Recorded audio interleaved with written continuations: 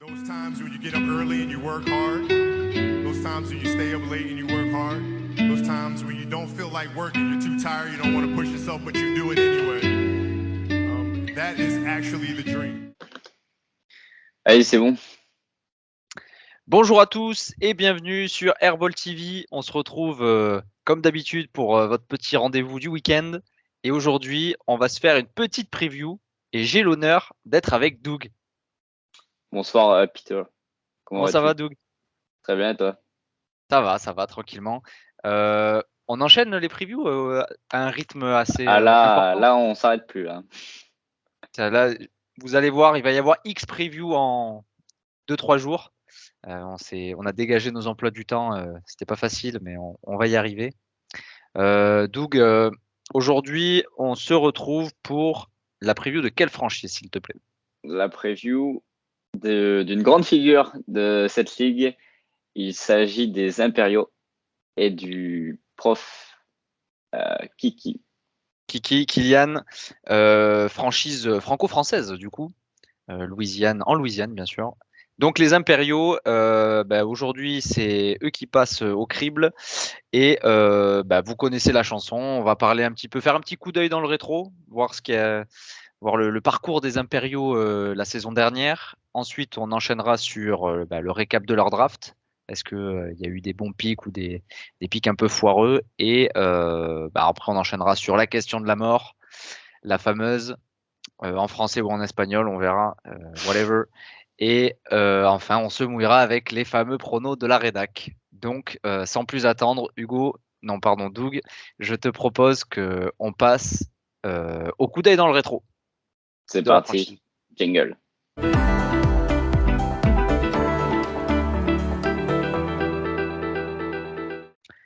Ouais. Le coup d'œil dans le rétro, la saison 2021-2022 des Impériaux. Doug, raconte-nous ça. Qu'est-ce qui s'est passé? Une très très bonne saison 2021-2022 par rapport à la saison passée. Un beau bounce back, comme on dit. Une franchise qui s'est très bien démenée puisqu'il finit en 12-8 la saison régulière et se hisse en demi-finale des playoffs. Mais malheureusement, il tombe contre le futur vainqueur, le futur champion. Donc, c'était très prometteur, sachant qu'ils avaient une très très bonne équipe.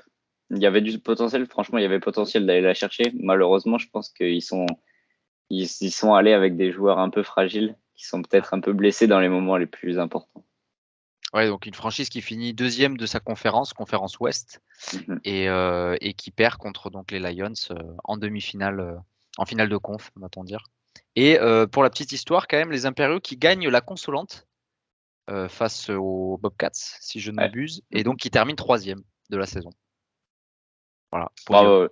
En tout cas, en général, c'est souvent un trophée qui est important pour les Bobcats. Cette année, ils l'ont raté. Et comme quoi, c'est toujours important de finir la saison sur une victoire. C'est vrai. Voilà.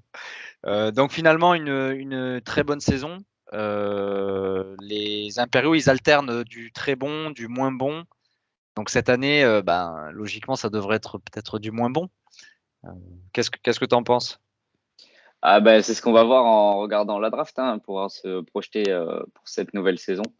Je pense que ça peut être se réguler, ça, les hauts et les bas. Bon, on va voir ça. On va voir ça. Donc, on va enchaîner sans plus attendre sur le récap de la draft. Jingle.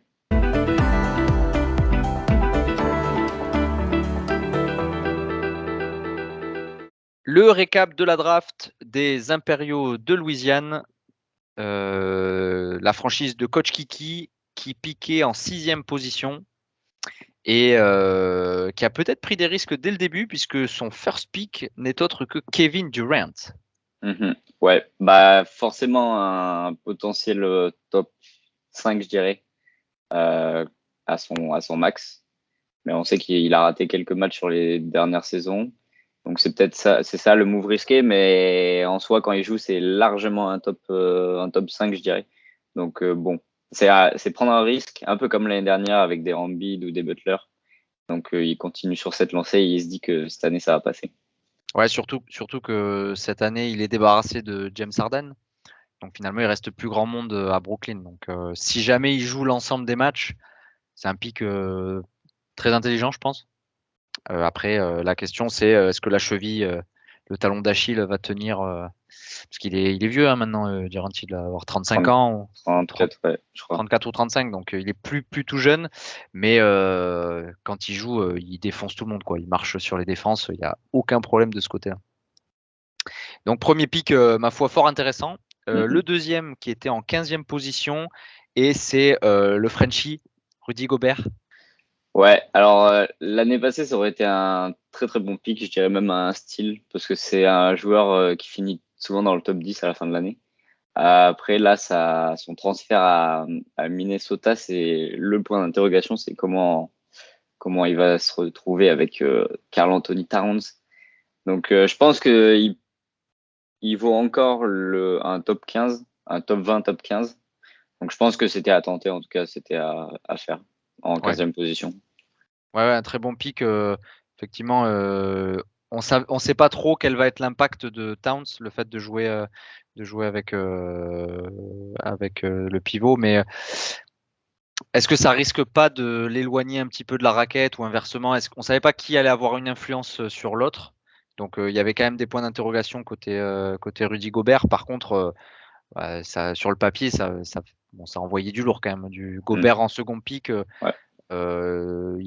Je pense qu'il y a toujours des matchs où il va quand même gratter tous les rebonds qu'il peut gratter. Et s'il arrive à mettre 10-15 points à côté de ça, il est largement au niveau top 15. Mais peut-être qu'il faut s'attendre cette année à plus de variabilité, quoi. Peut-être avec des matchs où il fera pas grand-chose et d'autres matchs où il sera à peu près à son niveau. Donc c'est plutôt un pic correct Ouais. qui peut être meilleur, mais qui peut aussi peut-être être en dessous. Donc il y a quand même une part de risque à ce niveau-là.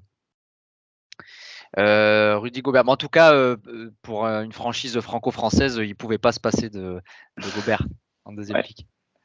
On enchaîne, troisième round pour la team, et c'était en 26e position, et c'est Dejounte Murray. Dejounte Murray, pareil comme le cas précédent, qui vient de changer de franchise.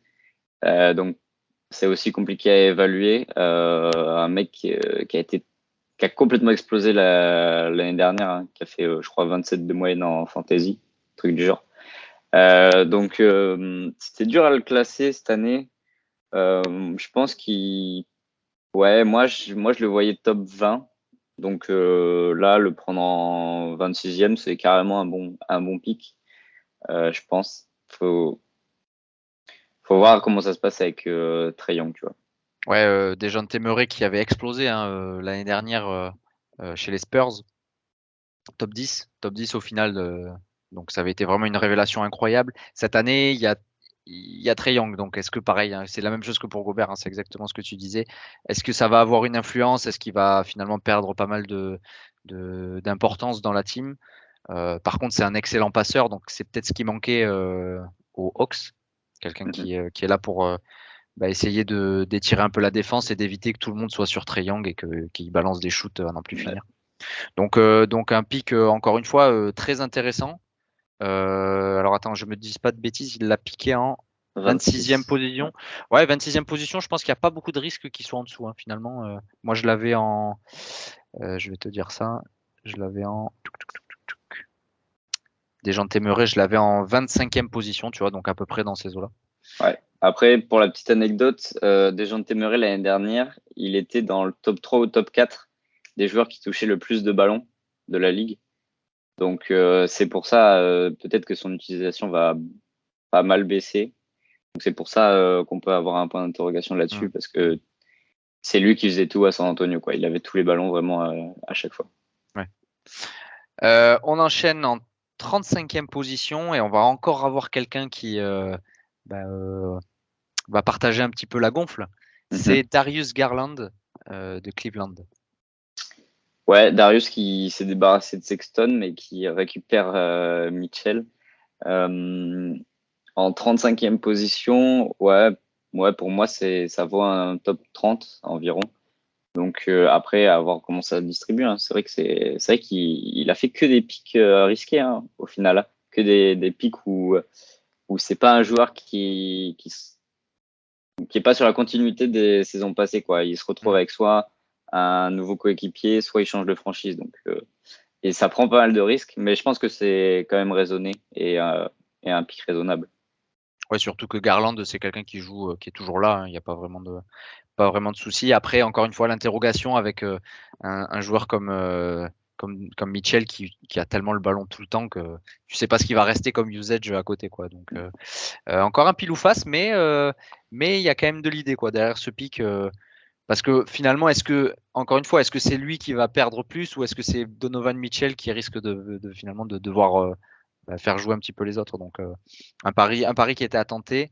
On enchaîne cinquième round et là, c'est un habitué de la franchise, Jakob Poeltl.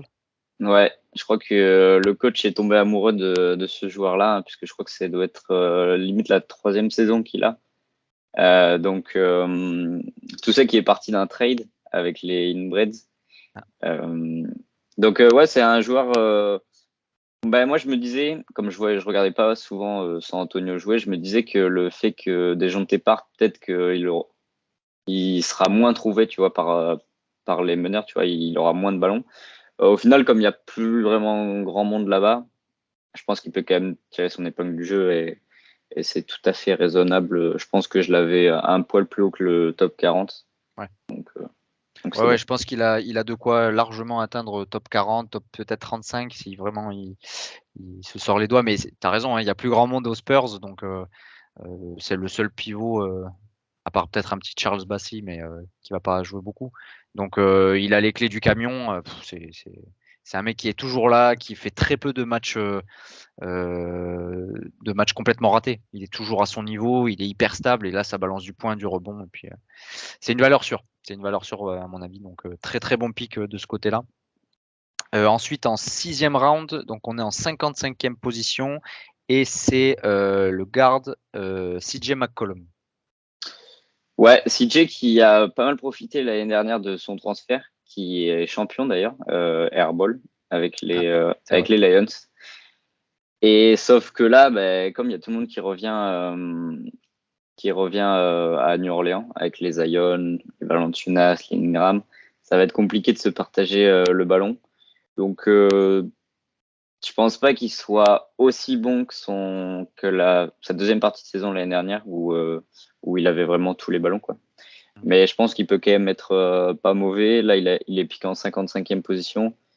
Ouais, moi, je le voyais. En vrai, je l'avais classé 58. Donc, Ouais, c'est à peu près ça. Je l'ai en 60e position. Donc, CJ, c'est quelqu'un qui aussi joue beaucoup de matchs, qui est. Alors, il a peut-être moins de haut et de bas comme il pouvait avoir aux Blazers, où il shootait beaucoup et quand ça voulait pas rentrer, ben, il avait vraiment 0 points, quoi. Là, il va être beaucoup plus facilitateur. Il va faire jouer un peu tout le monde. Mais tu as raison. Maintenant, il y a du monde à New Orleans. Donc, à voir. C'est un pic qui est à son niveau. Après, il peut se passer beaucoup de choses dans une saison. En tout cas, il a un poste sûr dans le 5 majeur parce que finalement, les autres guards à New Orleans, c'est pas du Devonte Graham ou du je sais plus qui. ouais. C'est pas ouf ce qu'il y a derrière. Donc, un pic plutôt correct. Par contre, celui qui va peut-être faire un petit peu plus parler, c'est ce pic d'après. On est en 7e position, en 7e round, pardon. Position 66, Saddiq Bey. Ouais, Saddiq Bey, c'est un des joueurs qui joue beaucoup de matchs. Je crois que l'année dernière, il en a joué 80 ou 82, je ne sais plus. Mais c'est un joueur qui est toujours là, qui est important dans le roster de Détroit. Donc, qui va tout le temps jouer, être tout le temps là, toujours avoir des minutes. Après, avoir son rôle, quoi, parce que avec l'arrivée de Ivy, tout ça, ça va être un peu plus compliqué qui touche beaucoup de ballons, je veux dire. Donc, ça peut quand même faire le taf. Là, il a été piqué en 66e. Moi, je sais plus combien je l'avais dans mon classement. Ouais, je l'avais un peu plus haut quand même, donc je sais pas trop. À voir. Ouais, un pic. Ouais, difficile de savoir avec Saddiq Bey parce qu'il est capable de mettre 51 points dans un match, mais il fera pas ça tout le temps. Donc bon, pourquoi pas, pourquoi pas. Après, le coach nous avait plus ou moins confié qu'il était prêt à s'en séparer si besoin. Donc c'était un petit mercenaire dans l'équipe. On va enchaîner en 75e position. Un autre pick qui a fait parler, et c'est le vétéran Chris Paul. Ouais, Chris Paul qui, tous les ans, on se dit, ça y est, il est vieux, en plus, il peut se blesser, donc il va rater voilà les matchs. Mais au final, il fait toujours ses points et il est toujours aux alentours de 20, entre 20 et 22, je crois, les dernières saisons. Donc, au final, on se dit, tant que ça tient, ça va. Et ma foi, 75e, moi, je l'avais où? Ouais, je l'avais mieux que ça, même. Donc, je pense que ça passe. Ouais, exactement. CP3, c'est un pick qui a fait l'unanimité à ce stade-là. Je te propose qu'on regarde une petite partie du live de la draft pour voir les réactions des différents GM. Magneto, c'est parti. Welcome to the NBA Draft 2022 presented by State Farm, where tonight dreams will come true for 58 families inside the Barclays Center. Enfin. Bien joué. Le disrespect. Mec, il a été descendu là de long. Ouais, putain. Vous voulez le prendre, j'avais trop lui à cocher là. Plus personne, on est d'accord. Il a 38 ans. Hein. Ouais, mais bien joué quand même. Il a pas À chaque fois, tu as l'impression qu'il va faire une saison moins bien, et au final, Ouais, mais il est toujours là. Hein. Toujours là, c'est incroyable. Ouais. 70 Mec, il a fini top 40 hein, même.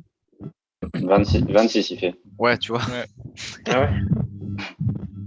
En 65 matchs. Donc un pick qui a fait l'unanimité, Doug, et qui devrait être vraisemblablement rentabilisé. Par contre, ça ne pourrait être le cas que si le corps du vétéran tient toute la saison. Mm-hmm. Ouais, c'est ça. Ok, donc on enchaîne ensuite. On était sur le 9e pick de la franchise. En 86e position, Tobias Harris.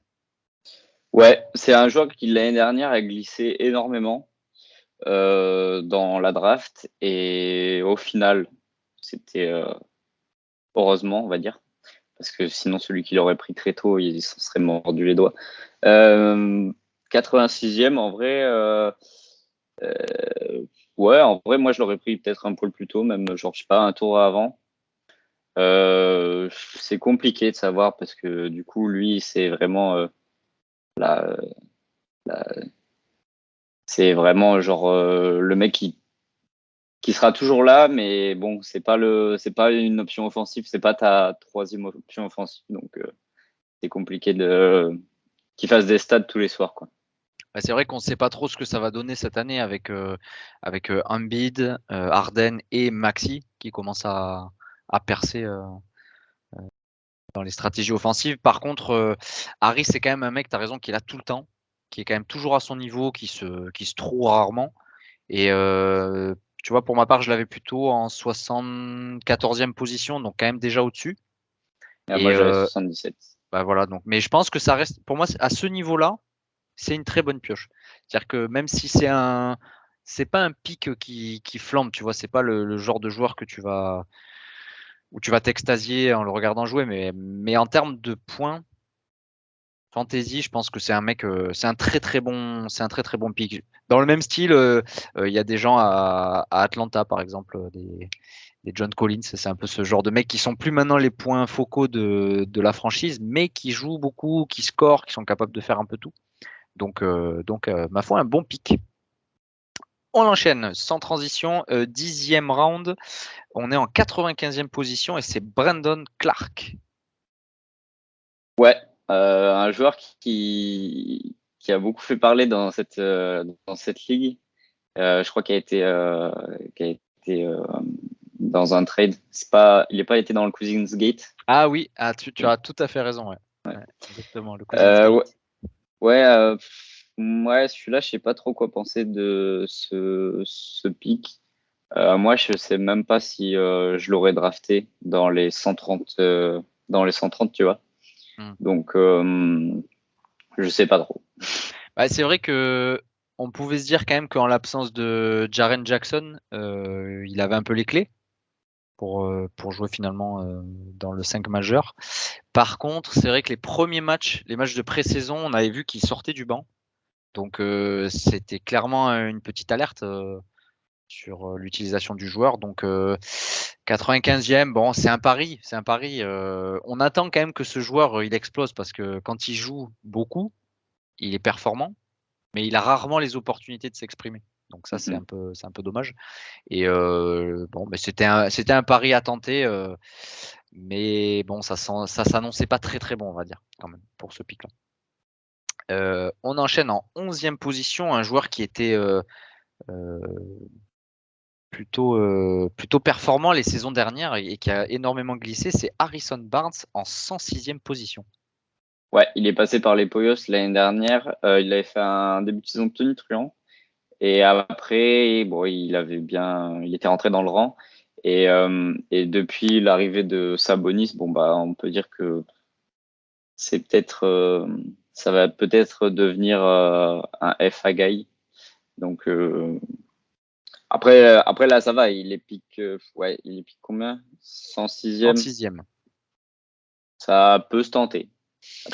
Surtout qu'il avait quand même fini l'année dernière 41e, hein, aux portes du top 40. Et la saison d'avant 46e, donc c'était vraiment un top 50, c'était vraiment une valeur sûre quoi, hein, de la ligue.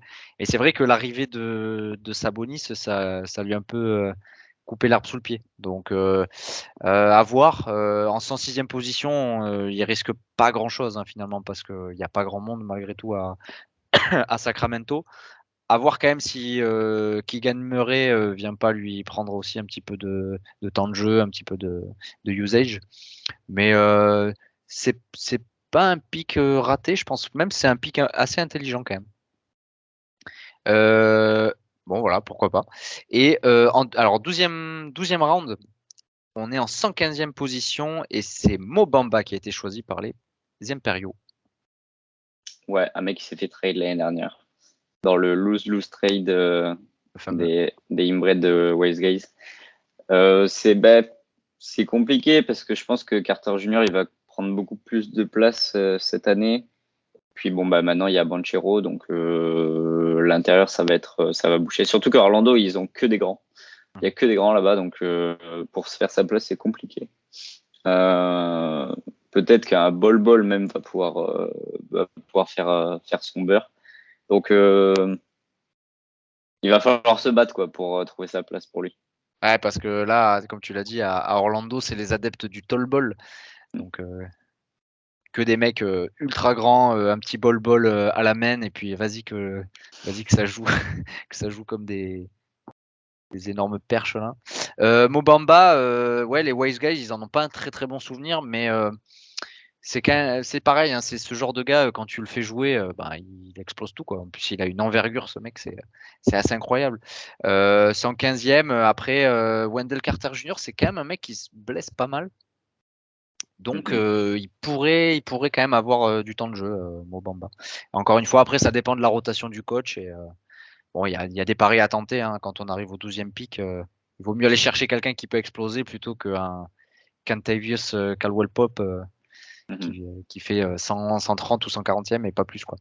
De toute façon, je pense qu'aucune des franchises gardera 12 de leurs 13 joueurs qu'ils ont draftés. Donc à ce moment-là, tu peux faire des paris. Ouais, c'est pour ça. Il vaut mieux viser un peu plus haut que d'assurer les choses en 12e ou 13e position. Et on va finir en 13e pick et c'était la 126e position, Marcus Smart.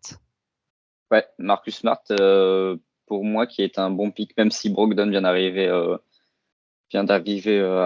à Boston. Mais comme on l'a dit dans la preview précédente, Brogdon, il va rater beaucoup de matchs, c'est sûr. Donc après, Smart se blesse de temps en temps, mais en tout cas, quand il est là, il fait le taf et il sera souvent starter. De toute façon, c'est une des pièces les plus importantes de Boston, hein, un mec qui défend très fort. C'est un peu le leader vocal sur le terrain. Donc 126e, de toute façon, c'était son dernier pick. Puis moi, je le voyais même peut-être un, voire 2 tours avant. Un tour, on va dire.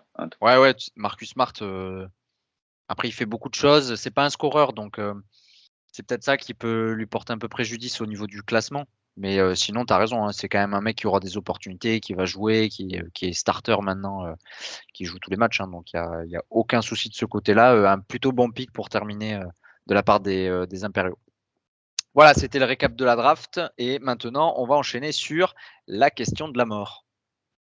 Jingle.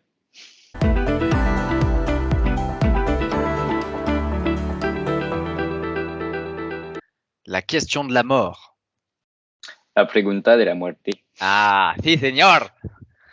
On va essayer de s'attacher à un ou deux petits éléments, une ou deux questions qui vont revenir sans cesse dans la saison et qui vont faire pencher la balance entre une saison réussie et une saison ratée. Donc Doug, je te tends la perche. C'est quoi pour toi le point clé de la saison des Impériaux? Alors, je pense pas que ça soit décisif, ce champ-là sur lequel ça va être important de travailler. Mais ça peut faire une petite diff pour gratter une ou deux places dans la saison. C'est combien de temps va garder parce qu'on sait que c'est un coach qui garde assez longtemps ses joueurs, qui met du temps avant de s'en séparer. Donc c'est un mec plutôt sympa en soi, puisqu'il laisse la chance au produit, quoi. Et, Il faut toujours laisser sa chance au produit d'ailleurs. et donc du coup, combien de temps il va garder sa fin de banc, donc je veux dire à partir du 10e jusqu'au 13e joueur, est-ce qu'il va les remplacer vite et prendre ce qui se fait de mieux en FA, ou est-ce qu'il va leur laisser le temps, je sais pas, même s'ils font un début de saison un peu moyen, leur laisser le temps, peut-être qu'ils vont qu'ils vont progresser par la suite. Donc je pense que c'est ça, c'est est-ce qu'il va rater le train ou pas pour justement pour remplacer les joueurs faibles du roster en début de saison. Ouais, je comprends et tu vois, il y a aussi un autre point, qui va être important, c'est, est-ce qu'il va réussir à justement, être proactif par rapport à ce que tu disais, la free agency? Est-ce qu'il va, essayer de s'investir un maximum dans sa franchise? On va l'écouter, parce qu'il a eu des mots quand même qui étaient forts, sur le fait qu'il ne connaissait pas bien ses joueurs et ça, c'est peut-être un petit peu inquiétant de la part d'un GM. Donc on l'écoute, on écoute coach Kiki sur son roster. Donc là, il dit, ouais, je les connais pas trop et tout, voilà. S'il faut en fin d'année, Voilà. au bout de 2 semaines, je les tèche tous. Voilà. Donc, comme tu l'as entendu, Doug, des propos pas forcément très rassurants et quand on sait que la franchise, elle alterne le très bon et le moins bon, cette année, logiquement, ça devrait pas être une très belle année pour les Impériaux. Ce sera peut-être pas un très bon cru, mais il y a quand même des raisons d'espérer. Je sais que le coach a été particulièrement échaudé, on va dire, par les Airball Awards l'année dernière, et je pense qu'il aura à cœur de montrer qu'il mérite d'être récompensé. Donc, il y a quand même une source de motivation et je pense que c'est ça peut-être qui manquait à la franchise, hein, depuis qu'elle est partie de Minnesota, hein, c'était de trouver les raisons, voilà, d'aller jusqu'au bout et de se battre pour aller chercher quelque chose. Donc, coach Kiki, j'espère que tu resteras bien motivé parce que c'est le plus important. Et sans transition, on va passer aux pronos, les pronos de la rédac. Jingle.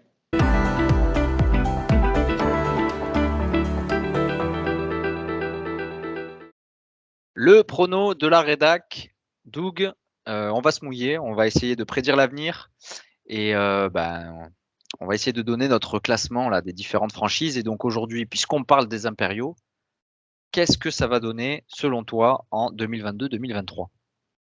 Eh ben, je pense que ça va surprendre tout son monde, parce que je pense qu'ils peuvent réussir le back-to-back playoff. Finalement, cette franchise, je trouve qu'elle a une bonne tête d'affiche, tu vois. Donc, je pense que ça peut jouer encore les playoffs cette année. Bon, on sait qu'on est passé à 6 au lieu de 4 en playoff, mais ça compte, c'est les règles, c'est le jeu. Mais je pense qu'elle peut faire une bonne saison. Peut-être pas une saison extraordinaire, mais une bonne saison. Et moi, je les classerai 3e de la conférence Sud. Et donc, alors, soit un premier tour. Je pense que je vais rester sur un premier tour de playoff. Sachant qu'il y a 3 tours. Mhm. Il y a le premier tour, la demi-finale et la finale cette saison. Donc tu les vois faire une bonne saison et se qualifier pour les playoffs pour la 2e année consécutive, ce qui serait un très bel exploit. Alors de mon côté, effectivement, je te rejoins sur ça. Pour moi, l'effectif, il est solide. Il y a des mecs qui vont être à leur niveau.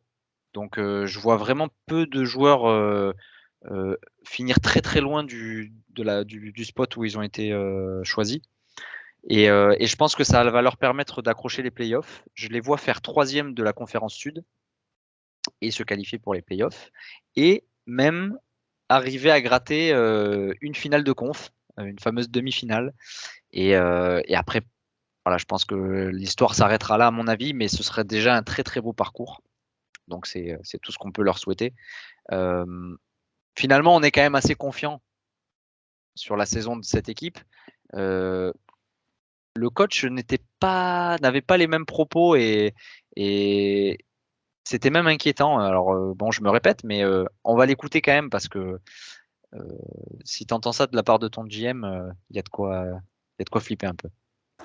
J'étais pas mécontent de ma draft, mais je vois bien que il y a un peu de faiblesse dans l'équipe. J'étais content d'avoir récupéré Gobert et Durant, mais derrière, au final, il n'y a pas vraiment un joueur flamboyant qui me fait bander. Donc je sais pas trop pour l'instant. J'attends de voir un peu ceux qui vont se réveiller ou ceux qui vont pas se réveiller.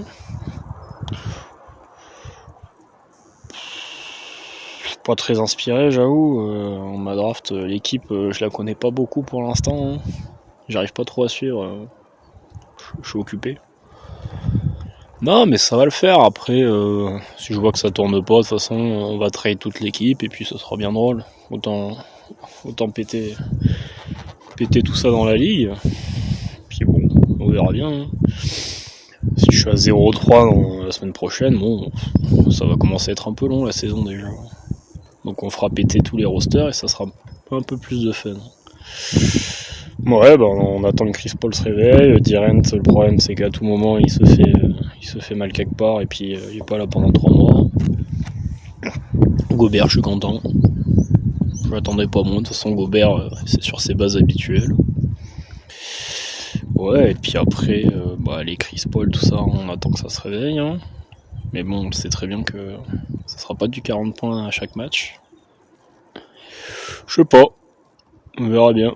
C'était peut-être la vidéo la moins utile qu'on va avoir dans les 10.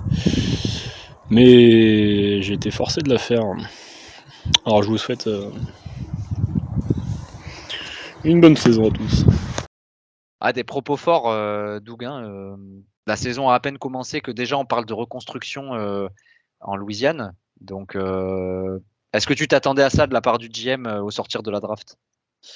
Je pense, parce qu'on a vu que à la draft, le coach était arrivé peut-être pas préparé et a peut-être fait de l'impro, on va dire, pendant cette draft. Donc, il s'attendait à rien. Et cette fois, il ne sera peut-être pas déçu. Donc, je pense que l'état d'esprit, c'était normal au sortir de la draft. Mais au fur et à mesure, je pense, des match-up, il va se voir qu'il y a quand même du potentiel dans cette équipe. Et au moins, le message de début, ça a peut-être mis une pression aux joueurs. Et du coup, ils vont performer peut-être dès le début de la saison. Après, le coach, il revenait d'un séjour à Brokeback Mountain avec un autre GM de la ligue qu'on ne nommera pas ici. Il a quand même eu des propos très forts envers ce GM. Alors, est-ce que c'est une rivalité ou une relation torride qui s'installe? On va finir sur les paroles de coach Kiki, mais ça sent le feu cette saison. Attention. On l'écoute et puis nous on vous dit à la prochaine pour une nouvelle preview. Allez, ciao. Ciao. Salut à vous.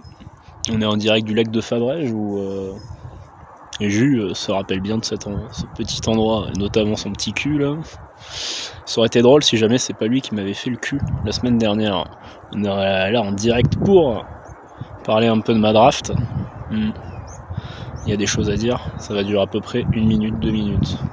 Comme Julien.